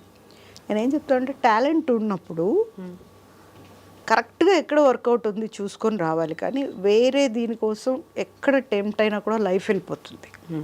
పేరెంట్స్ తలెత్తుకోలేరు. అండ్ పేరెంట్స్ని దగ్గర పెట్టుకొని చేయటానికంటే ఇండస్ట్రీ అలాంటిది కాదు. మన పక్కన ఎవరైనా ఉన్నారంటే మనకు వేషం కాదు కదా, మన మొహం కూడా చూడరు. అలాంటిది ఇండస్ట్రీ. ఇప్పుడు అమ్మాయిలకు మనం చెప్పాల్సిన అవసరం లేదు. అంటే నేను ఎవరిని హర్ట్ చేయాలని ఇలా చెప్పట్లేదు. వాళ్ళకి అవకాశం కావాలంటే ఎలా ఉండాలి అనేది వాళ్ళకి బాగా తెలుసు. నేను చూస్తుంటాను కదా, ఆ ఏబిసిడీలు మనకు రాలా, వాళ్ళకి A to Z వచ్చు. సో మన అడ్వైస్ వాళ్ళకి అవసరం లేదు. ఇప్పుడు నేను చూస్తూ ఉంటాను కదా, అమ్మో దే ఆర్ వెల్. ఒకరి అడ్వైస్ కోసం వెయిట్ చేసేంత టైం వాళ్ళ దగ్గర లేదు. They take decisions and either good or bad. వాళ్ళ లైఫ్ కాబట్టి వాళ్ళు తీసుకొని ముందుకు వెళ్తున్నారు. ఇలాగే చెయ్యాలి అని మనం చెప్తే మనం పాత తరం ఆవిడ అంటారు. ఓల్డ్ స్కూలే కదా మీది కాదు? స్కూల్ మంది అదే. ఆ మాట మనం ఎందుకు అనిపించుకోవటం? మనం చెప్పింది ఎలాగా వాళ్ళు చేయరు. నాకు చెప్తే నేనే చేయను, ఇంకా వాళ్ళేం చేస్తారు? సో మనం ఎందుకు చెప్పటం? అనవసరంగా చెప్పడం కూడా దండగేనండి.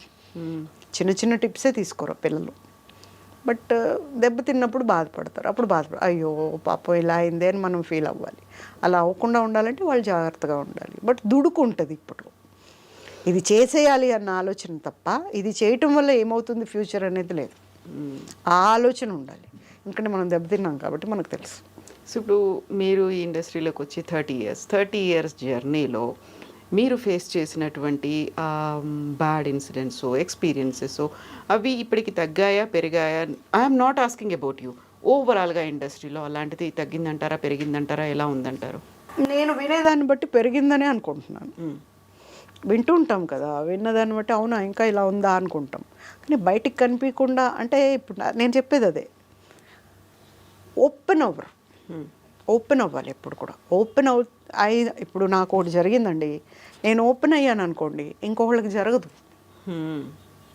ఇండస్ట్రీ అయితే ఏమైంది ఇది అని. ఇప్పుడు ఒకసారి చెన్నైలో వరలక్ష్మి ఎంత ఓపెన్గా చెప్పింది, తనకి ఇబ్బంది వచ్చింది అని. అలా చెప్పుకోవాలి ఇబ్బంది వస్తే. వాళ్ళకి అసోసియేషన్స్ ఉంటాయి, అక్కడ హెడ్స్ ఉంటారు. డెఫినెట్గా మంచి జరుగుతుంది. ఇప్పుడైతే నేను కూడా ఉన్నాను మాలో, రైట్ ప్యానల్లో నేను కూడా. మాకు ఇంతవరకు ఏది రాలేదు అలాగా. బట్ ఎవరికైనా వచ్చినా కూడా ఓపెన్ అవ్వండి. నోరు తెరిస్తేనే కదా తెలిసేది. అమ్మకైనా ఆకలి అంటేనే కదా తెలిసేది. నోరు తెరవకుండా నాకు ఆకలిస్తే నువ్వు అన్నం పెట్టలేదంటే అదేం పని? కరెక్ట్ కాదు. మనం చెప్తేనే తెలుస్తుంది. ఆ తెలియటం అనేది, నా గురించి అభియోగం అనుకోండి, నేను ఎలాంటి దాన్ని అనేది తెలుస్తుంది జనాలకి.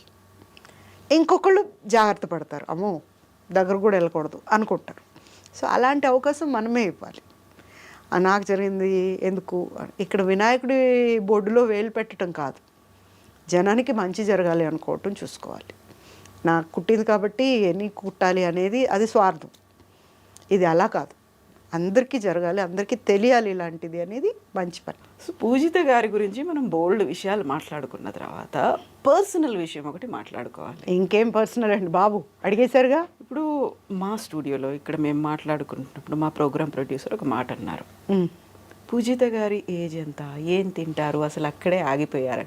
32 ఇయర్స్ ఇండస్ట్రీ కదా, ఏజ్ అడగట్లంటే ఏం తింటారు అనేది అక్కడే ఆగిపోయారంటే, ఎప్పుడైతే వెరీ ఫస్ట్ టైం పూజితాన్ని చూసారో అలాగే ఉన్నారు. బట్ ఇప్పుడు మనం 2025లో ఉన్నాం కదా. నేను అన్నీ తింటాను, నేను డైట్ చేయను. నాకు అన్నీ ఇష్టమైన ఫుడ్ నేనే వండుకుంటాను. నేను ఎవరితో వండించను. మా ఇంట్లో కూడా అందరికీ నేను వండిన ఫుడ్డే ఇష్టం. పచ్చళ్ళు ఎక్కువ తింటాను, బండ పచ్చళ్ళు అవి, కాయగూరలు ఇంకా పెట్టుకోవాలి. కొత్త ఆవకాయ కదా. ఇప్పుడు ముక్కల పచ్చడి పెట్టాను. ఫస్ట్ ముక్కల పచ్చడి తింటాం ఈ 15-20 రోజులు. దాని తర్వాత ఆవకాయ నెక్స్ట్ మంత్ ఫస్ట్ వీక్లో పెడతాం ఆవకాయ. పండు మిరపకాయ పచ్చడి పెట్టేసాం, ఆల్రెడీ అయిపోయింది. ఇట్లా పచ్చళ్ళన్నీ పెట్టుకుని ఆకుకూరల పచ్చళ్ళు, కూరగాయల పచ్చళ్ళు కూడా కూరలతో కూడా పచ్చళ్ళు చేస్తాం.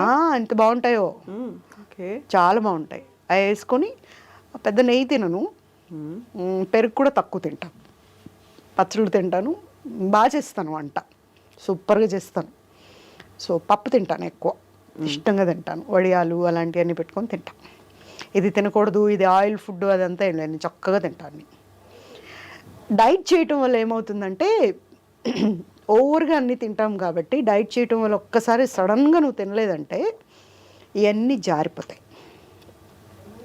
లోపలికి వెళ్ళిపోతాయి. ఇప్పుడు ఒక మూమెంట్లో బొద్దుగా ఉన్న మన హీరోలు అందరూ ఏమయ్యారు చూసారా, ఈకలు పిగేసిన కోళ్ళలాగా అయిపోయారు. అసలు ఒక్కొక్కరిని చూస్తే ఏంటిది, వాళ్ళ పేరు చెప్పేదాకా నాకు ఆ హీరోని తెలియలేదు, అసలు నేను పోల్చుకోలేదు. ఇదేంటి ఇలా ఉన్నాడు చిచి అనుకున్నా. అంటే ఓవర్ డైట్ చేయటం వల్ల ఆ మనిషికి మనకు దేవుడిచ్చిన చాం పోద్ది. చెయ్యాలి, ఎప్పుడు చేయాలంటే తింటున్నాం కదా అని అదే పనిగా తినటం కాకుండా కొంచెం కొంచెం తినాలి. బట్ నేనే కొంచెం కాదండి, మామూలుగా అన్నం తింటాను, చిరుతిళ్ళు ఎక్కువ తింటా, నేనే చేస్తాను. జంతికలను మేము చెక్లాలు అంటాము, నేను చేసి పెట్టుకుంటా ఒక డబ్బాలో, ఈవినింగ్ స్నాక్ అది తింటాను. ఇంకా మార్నింగ్ జావ తాగుతాం, రాగి జావ విత్ డ్రై ఫ్రూట్స్ కూడా వేసి ఉంటారు దాంట్లో, ఆ పౌడర్లో, ఆ పౌడర్ మిక్స్ చేసి పెట్టుంటారు. అది తాగితే ఇంకా టిఫిన్ మీదకి ఏమి వెళ్ళదు, బ్రేక్ఫాస్ట్ తినాలి అన్న ఇదేం ఉండదు. భోజనం అన్నీ తింటాను. రాత్రి అన్నం తినాలంటే అన్నం తింటా, లేదంటే నాకు కావాల్సిన వేడిగా చేసుకుని ఏమైనా టిఫిన్స్ తినేస్తాను, అంతే. యూజువల్గా ఈ ఎంటర్టైన్మెంట్ ఇండస్ట్రీలో ఉన్న వాళ్ళకి they need to maintain that glamour. చాలా వరకు మేము డైట్ చేయాలి, ఇలాంటి ఒక హెల్త్ కాన్షియస్ అనేది ఉంటుంది కదా. పూజిత గారికి వెళ్ళలేవా? ఏం లేదండి, నేను ఇలాగే ఉన్నా. ఫస్ట్ ఇండస్ట్రీకి వచ్చినప్పుడు నుంచి చాలామంది అంటూ ఉంటారు నన్ను, ఇద్దరు పెళ్ళాల ముద్దుల పోలీసులో చూసినట్టు ఉన్నారు, ఇలాగే ఉన్నారండి మీరు, ఏం మారలేదు అసలు అంట. మధ్యలో ఎప్పుడు బాబు ప్రెగ్నెన్సీతో ఉన్నప్పుడేమో లావ్ అయ్యాను నేను, ప్రెగ్నెన్సీ వల్ల. దాని తర్వాత మళ్ళీ నేను కంట్రోల్కి వచ్చేసాను. దీంట్లో ఈ చామ్ పోగొట్టుకోవడానికి ఇష్టపడాను నేను. అన్నీ తింటా, కూరగాయలు తింటా, ఆకుకూరలు తింటా, ఈ పచ్చి గిచ్చి అన్నీ తిన్నాను. బాగా ఉడికించి బాగా మనం వంటలో చేసుకుంటాం కదా, పప్పు, ఆకుకూర పప్పు, అట్లాంటివే తింటా. ఉడికించుకొని తింటాం అవన్నీ చేయను నేను. ఇవన్నీ కొత్తగా వచ్చినాయి కదా, అవి కడుపు నిండవు. అవి కడుపు నిండకే ఇంకా ఏమేమో తినాలనిపిస్తుంది కానీ ఓవర్ డైట్ చేస్తారు. బాబాయ్ తినాలనిపించింది, ఆ డ్రింక్ తాగటం, ఈ డ్రింక్ తాగటం, అవన్నీ ఏం చేయను. రాగి జావ అనేది మనకు తరతరాలుగా ఉన్నది. నేను రాగి జావ తాగుతాను, చక్కగా తాగుతాను, 2 గ్లాసులు తాగుతా పొద్దునే. మళ్ళీ రాగి ముద్ద తింటా, శని ఆదివారాలు రాగి ముద్ద. సండే స్పెషల్తో ఒక టైపు, వెజిటేరియన్ దీంతో సాటర్డే స్పెషల్తో ఇంకో టైపు తింటా, చక్కగా తింటాను. రకరకాలు చేస్తాను, అయ్యే తింటాం. ఎవరింటికన్నా పోయినా కూడా గబాలను తినటం కష్టం కొంచెం, ఎందుకంటే వాళ్ళు నచ్చినట్టు వాళ్ళు వండుకొని ఉంటారు పాపం. మ్యాక్సిమం నేను ఎవరింటికి వెళ్ళను భోజనానికి, స్కిప్ చేస్తాను, నేనే వండుకొని తింటా. అలా నేను ఎవరికైనా అదే చెప్తాను, ఓవర్గా తినకుండా ఒకదానికి అలా అడాప్ట్ అవ్వకుండా మన లిమిట్స్లో మనం ఉంటే ఆటోమేటిక్గా మనం ఉన్నట్టే ఉంటాం. అలా అని ఇప్పుడు చూడండి పిల్లలు అసలు, ఒకప్పుడు మన తెలుగు హీరోయిన్స్ని ఏమనేవాళ్ళు, ముద్దు బంతి పువ్వుతో పోల్చేవాళ్ళు. బంతి పువ్వులాగా ఉందిరా అమ్మాయి, అసలు ఏముంది. ఇప్పుడు రోడ్ రోలర్ వెళ్ళినట్టు ముందు వెనుక ఒకటే ఆకారం. ఏ పువ్వుతో పోల్చాలి, అణిగిపోయిన పువ్వు ఏది ఉండదు వాడిపోతే తప్ప. అసలు ఇదే లేదు అసలు, అమ్మాయి అనే దానికి అర్థమే లేదు, దాంట్లోనే పోగొడుతుంటారు వీళ్ళు. అప్పుడు అనుకుంటాం ఇప్పుడే ఇట్లా అంటే అప్పుడు అమ్మాయిలను చూస్తుంటే ఎలా అనుకుంటారు వీళ్ళు. అందం అంటే అప్పుడున్నది, ఇప్పుడున్నది ఏముందండి, ఏం లేదు అసలు. ఐ డోంట్ ఫీల్ స్టన్నింగ్ అసలు అనేలాగా అనిపించలేదు. ఎవరు లేరా ఇప్పుడు? ఎవరు లేరండి, తెలుగు అమ్మాయిలని ఎవరు తెస్తున్నారు, తెలుగు అమ్మాయిని? ఎంతమంది తెలుగు అమ్మాయిలు ఉన్నారు. మొన్న ఎవరో ఒక అమ్మాయిని చూసానండి నేను, అసలు నిజంగా మైండ్ పోయేలాగా ఉంది అమ్మాయిని ఎవరు పట్టించుకోలేదు. ఇప్పుడు ఒక అవకాశం మనం అంటూ ఇస్తేనే కదా. చిన్న ఇండస్ట్రీలోనూ అలాగే ఉన్నారు, పెద్ద ఇండస్ట్రీలోనూ అలాగే ఉన్నారు.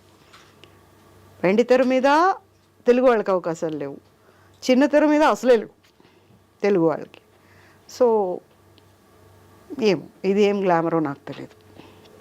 మీ ఏజ్ ఎంత? నేను చెప్పనమ్మా, మీకు ఎలా అనిపిస్తుంది చెప్పండి. కాకుండా మీరు చెప్పారు 32 years మాత్రం ఇండస్ట్రీ అని అన్నారు కాబట్టి కదా, 32 years అనుకోండి. అడిగారు చెప్పానే లేదా, మాకు పరిచయం అయినప్పటి నుంచి పూజిత గారు అలాగే ఉన్నారు. 32 years పరిచయం, 32 ఓకే ఓకే. ప్రతి ఒక్కళ్ళు అలాగే ఉండాలి. ఏ ఫీల్డ్కి వచ్చి ఎన్నేళ్ళు అయిందంటే అదే మీ ఏజ్. బాగుంది, లాజిక్ చాలా బాగుంది. మాకు ఎప్పటి నుంచి పరిచయం అంతే, అదే ఏజ్ అనుకోండి. అందుకే అలాగే ఉన్నాను. ఎస్, ఎప్పటికీ ఇలాగే ఉండండి. Thank you so much. Good wish. మీరు చెర్రీకి best wishes. Thank you so much. వినాయకుడు మీతో అలాగే మాట్లాడుతూ ఉండాలి, మీ కోపతాపాలని అన్నిటినీ ఆయన స్వీకరిస్తూనే భరిస్తూనే మీకు అండగా ఉండాలి. Thank you so much. నమస్తే. Thank you.